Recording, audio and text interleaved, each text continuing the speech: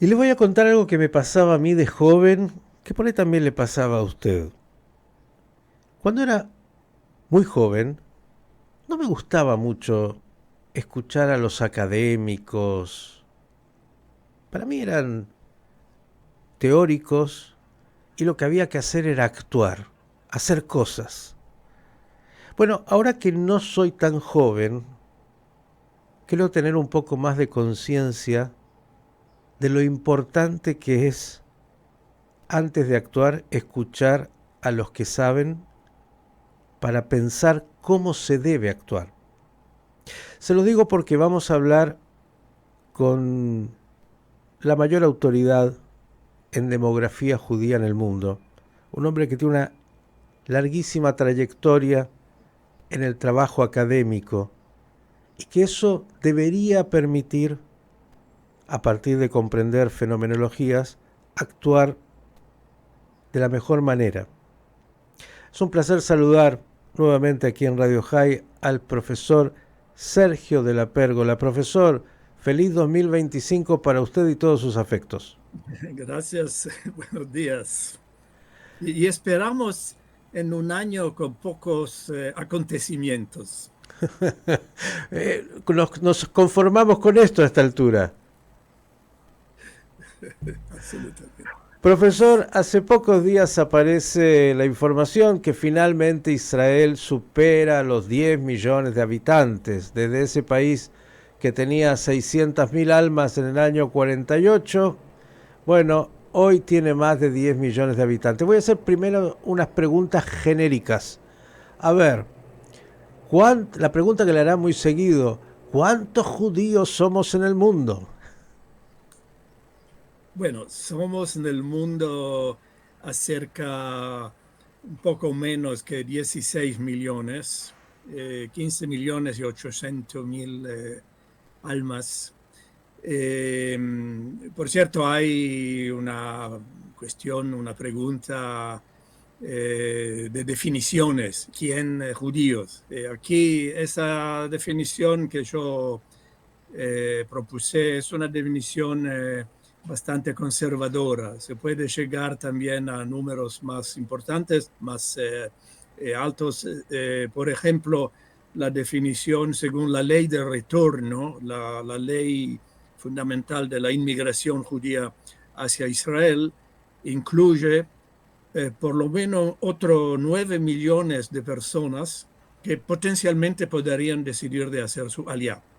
No, no es probable, pero es posible. Entonces, entre un mínimo de 15 millones y 800 mil hace un máximo de más que 25 millones de potenciales inmigrantes. Ese es el orden de magnitud de este pueblo que mantuvo su posición de pequeño pueblo. Es decir, no somos 2.500 millones como algunos piensan. No, no. Somos menos que los musulmanos, menos que los cristianos de diferentes denominaciones, menos que los budistas, menos que los hindús. Somos menos, pero nuestra calidad es importante también. Esperemos. Digo, en términos demográficos y numéricos, ¿cuál es el porcentaje que somos, si somos más optimistas, 25 millones o 15 millones? No cambia mucho, pero digo, en términos de la masa de la humanidad hoy. Y mire, la masa de la humanidad somos 1 sobre 500 personas, más o menos. El dos por mil personas, 1 sobre 500. Entonces, usted, Miguel, debe cerrar la mano de 500 personas antes de buscar un judío. Si la distribución sería aleatoria.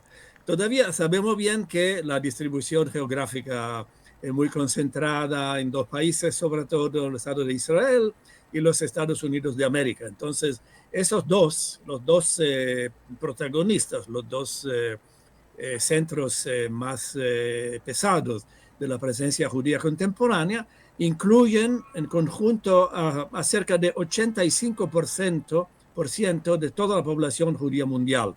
Es más concentrado hoy que atrás, porque como tú lo sabes muy bien, atrás los judíos estaban presentes en fuertes números en Europa Oriental, en los países musulmanos. Debo decir que también la presencia en América Latina hoy es menor en respecto a su máximo que estaba probablemente acerca de los años 60, más o menos del siglo XX. Entonces, la dispersión es hoy menor porque muchas migraciones internacionales han conducido muchos judíos a concentrarse en Israel. Por otro lado, la América del Norte, sin olvidar Canadá, que es también un país que está creciendo su población judía, estos dos son los centros principales. Bien, y el último número antes de ir a analizar, eh, ¿cuánto es el porcentaje de esos 10 millones de israelíes en el Medio Oriente, en relación a los países que rodean en el Medio Oriente a Israel? Y es un porcentaje mínimo porque hay cientos y cientos de millones, sobre todo de musulmanes, también con presencias cristianas y otras muy minoritarias, pero el Islam es la fe dominante de esta región. Estamos hablando, dependiendo de cómo se delimitan las fronteras del Oriente cercano, incluyendo África del Norte o no, incluyendo Irán y Pakistán o no. Entonces, de toda manera, es claro que los judíos que Israel constituye porcentaje de pocos puntos porcentajes, y los judíos al interior de Israel constituyen una mayoría. Hoy en este comunicado de la Oficina Central de Estadística, que nos anunció que habíamos sobrepasado el límite de 10 millones, acerca de un 75%, un poco menos, son judíos.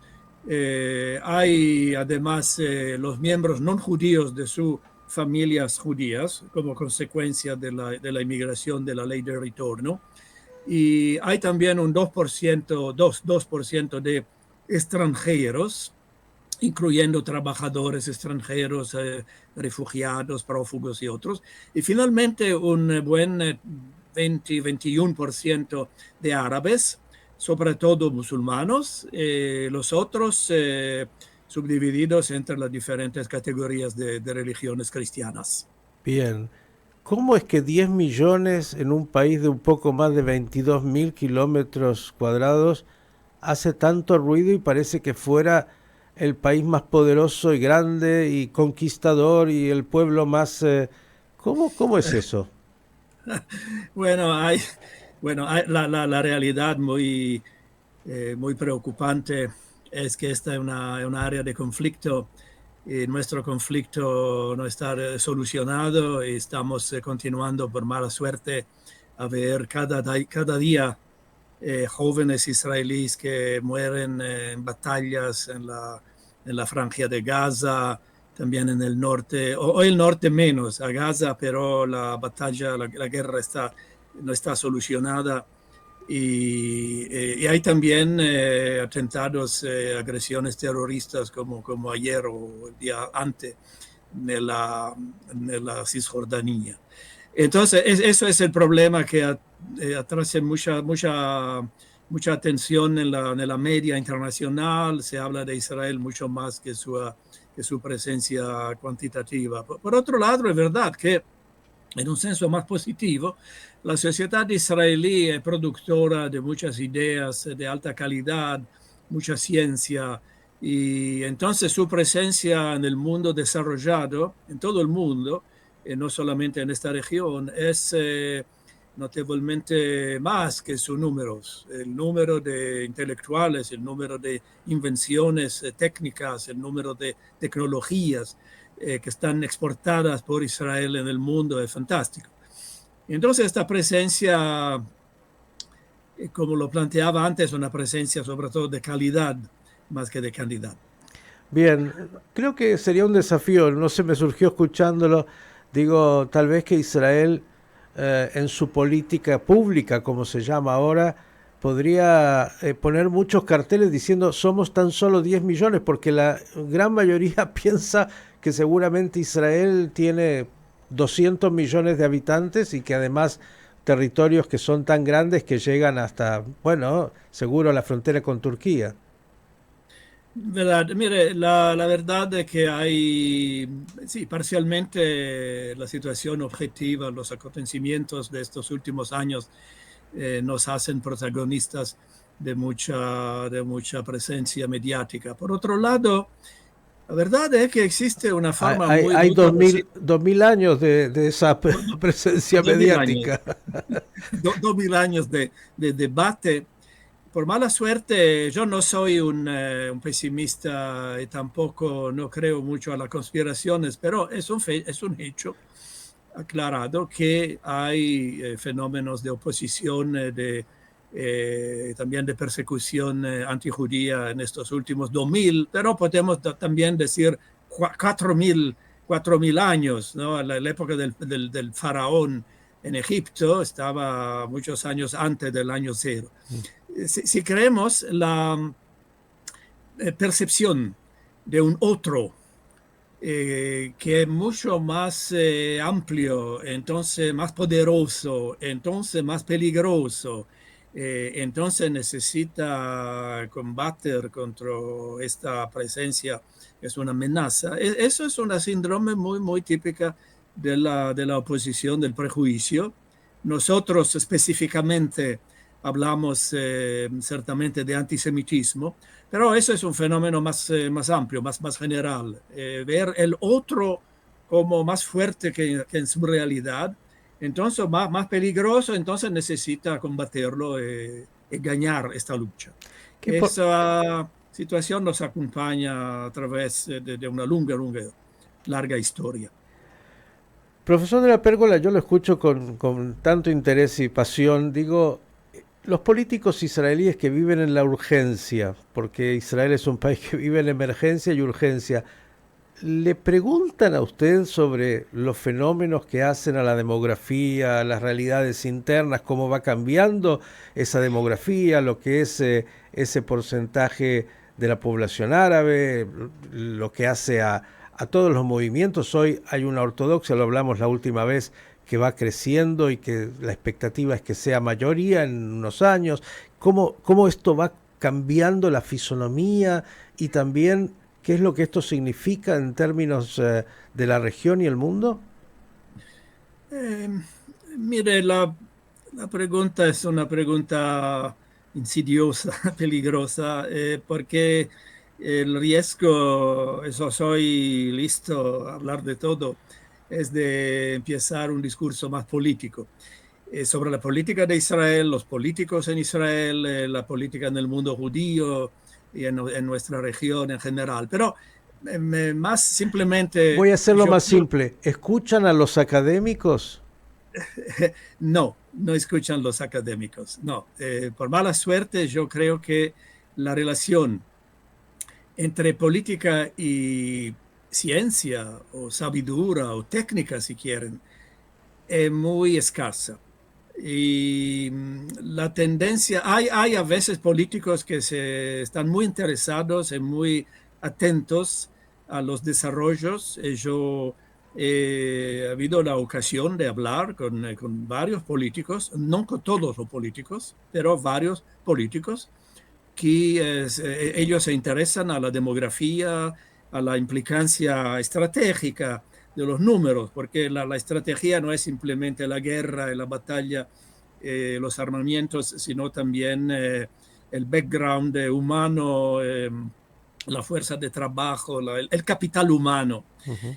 Bien, en todo esto yo no veo un interés real. La realidad es que hay políticos muy inteligentes que entienden bien la problemática, las cuestiones, la entienden, pero nos dicen, mire, hay otras cosas más urgentes, hay necesidades del momento, entonces no tenemos el tiempo en este momento de hablar contigo.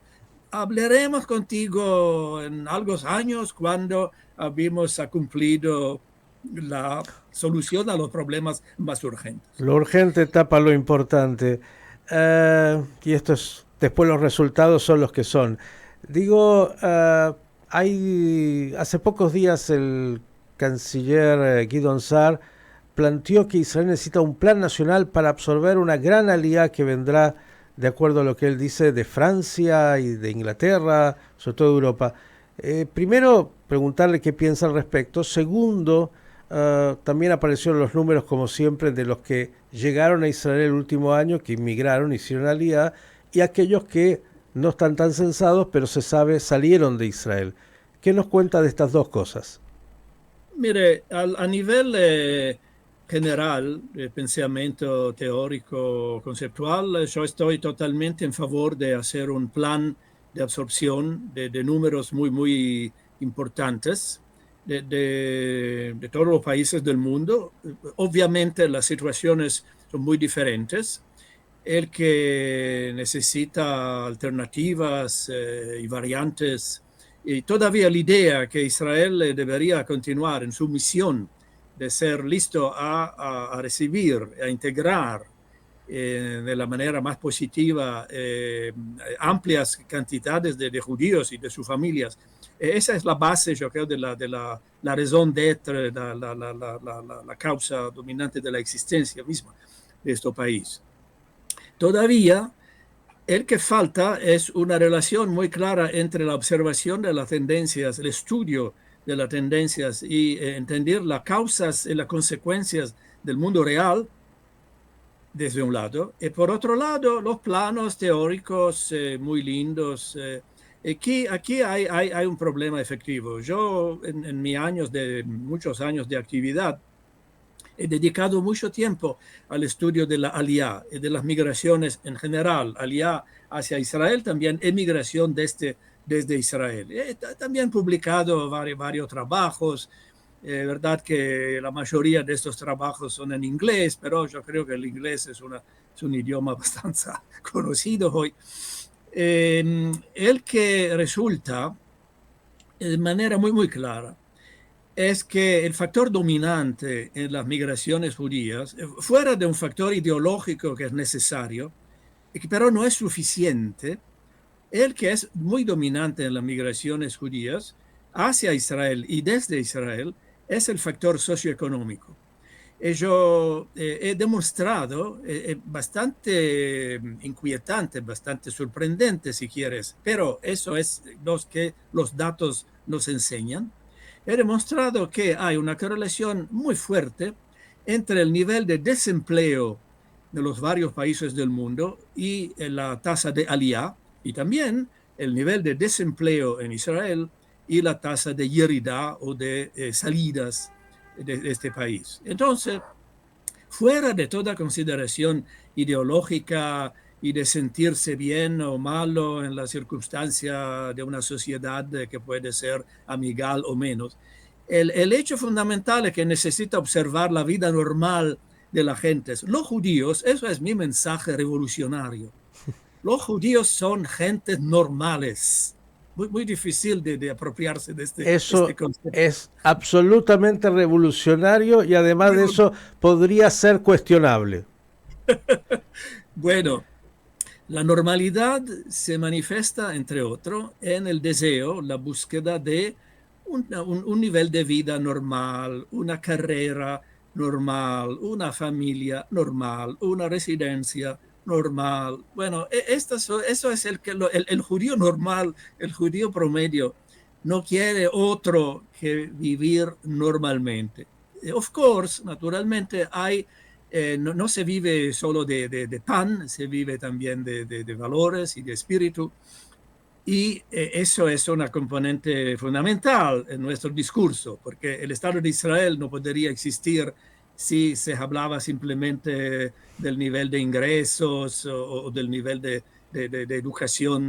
No es esto, pero eso es también importante. Entonces, cuando el gobierno habla de 1 millón de nuevos inmigrantes, pensando que el antisemitismo sería un factor decisivo en el desarrollar la inmigración, incrementar, favorecer la inmigración.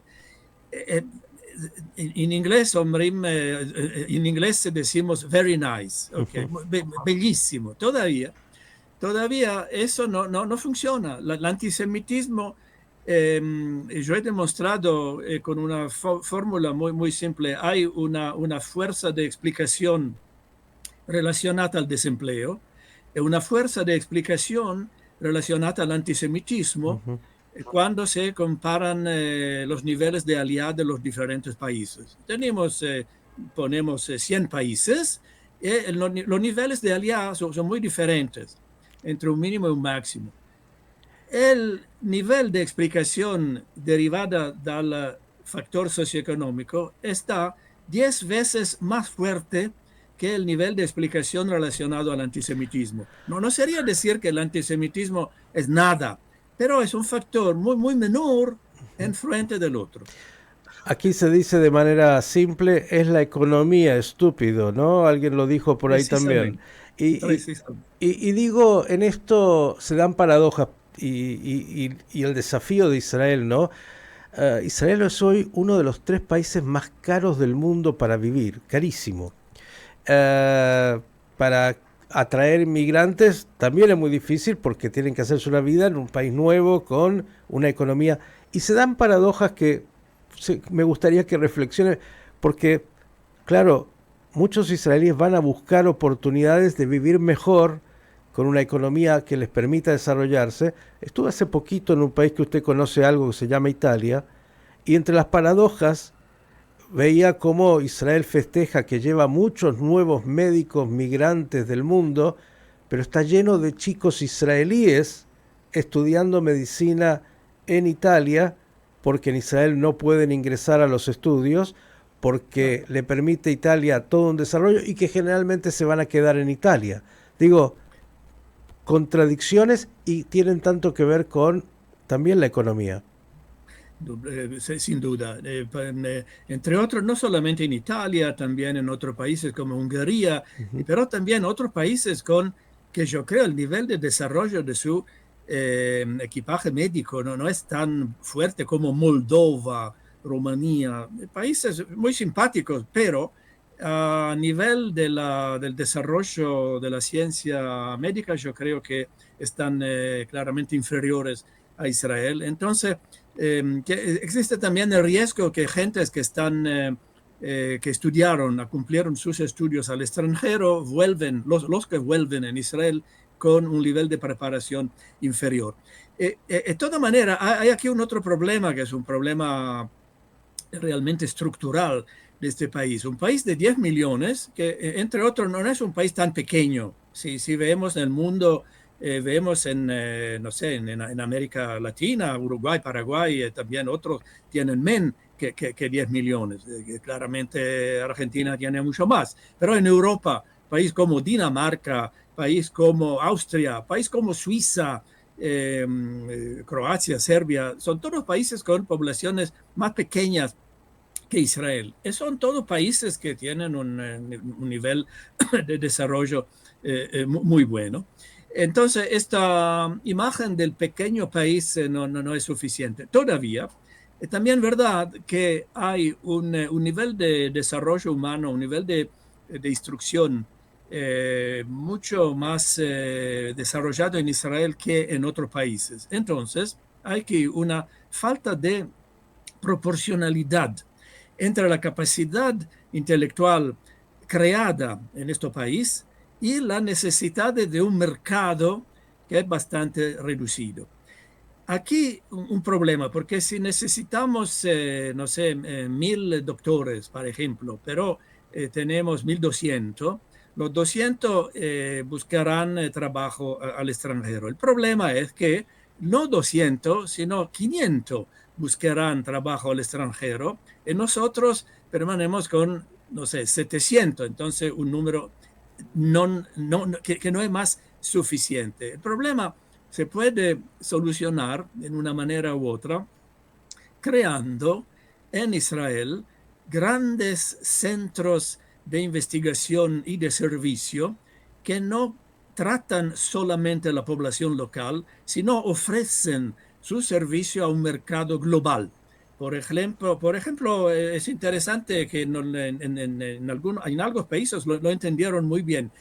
Toma, por ejemplo, los líderes de los Emiratos del Golfo son todos pacientes de los hospitales israelíes, ¿no? El rey, el vicerrey, el ministro de Extranjeros, son todos, si necesitan por un problema médico, un buen hospital, También la autoridad llegan palestina y y unos cuantos... Hadassah a Jerusalén. Sí, sí, no, digo, también architerroristas y otros han utilizado los servicios. ¿Cómo no? ¿Cómo no? Eh, Entonces, esta sería la solución, entender que la universidad aquí no es simplemente para los israelíes, sino para todo el mundo, la medicina también, para que puedan permanecer en este país, aquí, más expertos que el número que teóricamente sería necesario, porque necesita un número determinado de ingenieros y no más, un número determinado de físicos y no más. Pero eso necesita una forma de pensamiento estratégico a nivel político que por mala suerte yo no lo veo. Bien, volvimos a lo anterior. Eh, la última, el tiempo es tirano por hoy. Tengo ganas de escucharlo y ojalá pronto lo tengamos en estas regiones del mundo también. A ver si alguien quiere leerlo y escucharlo. Ambas cosas. Hay que leer al profesor de la Pérgola en sus estudios y también escucharlo en el análisis. Estamos en este 2025 que se inicia con un Israel y una región que se reconfigura, totalmente distinta a lo que fue a partir del 7 de octubre durante un año.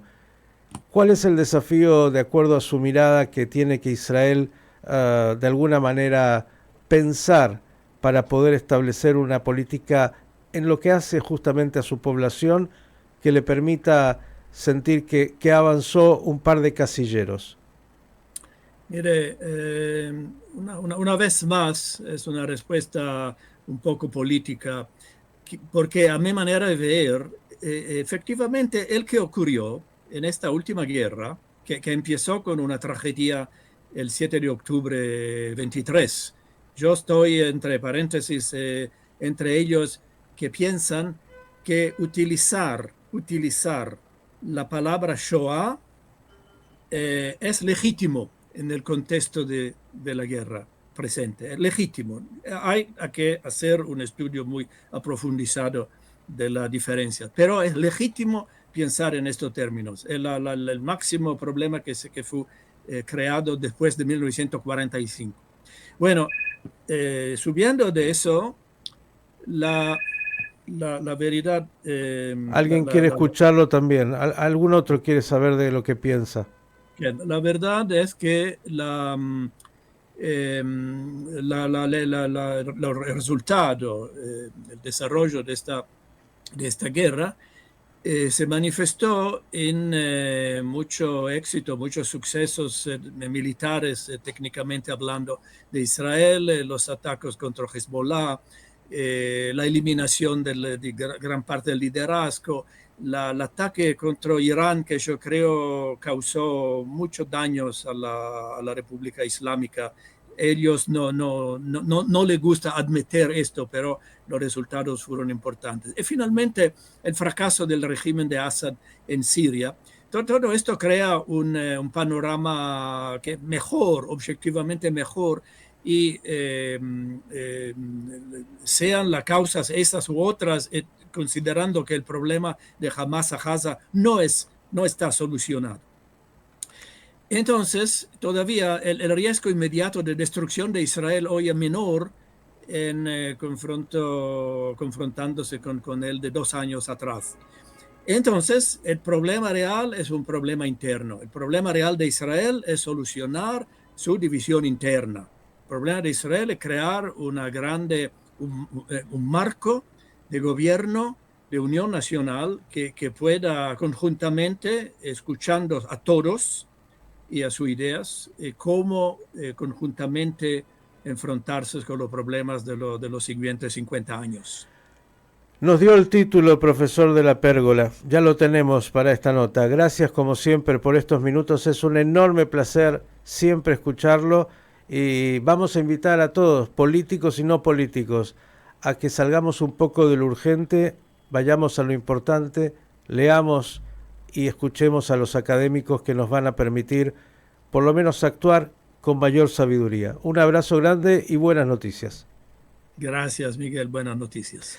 El profesor Sergio La Pérgola, un lujo que nos hemos dado aquí en Radio High.